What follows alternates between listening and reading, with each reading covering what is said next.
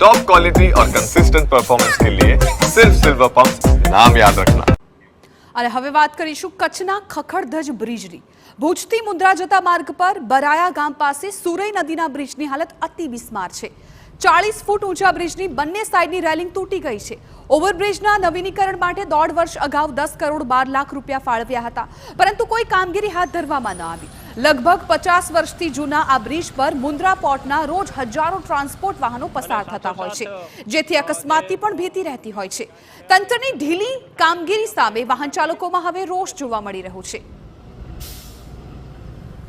અહીં લોકો જે પસાર થઈ રહ્યા છે એ ખરેખર પોતાના જીવને જોખમે પસાર થઈ રહ્યા છે અને અહીં પણ ગંભીરા પુલ જેવી ગમે ત્યારે ઘટના સર્જાઈ શકે છે એની દહેશત તમામ અહીં જતા પ્રવાસીઓ અને રાહદારીઓને રહે છે।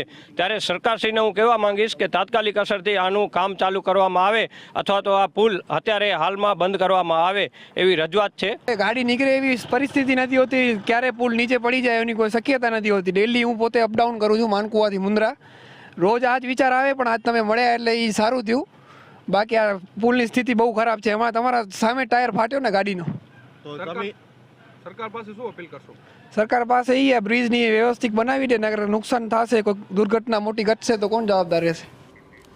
લગભગ 50 વર્ષથી જૂના આ ઓવરબ્રિજની કામગીરી હજુ પણ ન કરાતા તંત્ર કોઈ મોટી દુર્ઘટનાની શું રાહ જોઈ રહ્યું છે તેવા આક્ષેપો થઈ રહ્યા છે। અધિકારીઓ જણાવે છે કે ટેન્ડર પ્રક્રિયા શરૂ થઈ ગઈ છે। હંગામી ધોરણે કોઝવે તૈયાર કરાયો હતો, પણ વરસાદમાં કોઝવે તણાઈ જતા હવે ચોમાસા બાદ જ નવીનીકરણ હાથ ધરવામાં આવશે।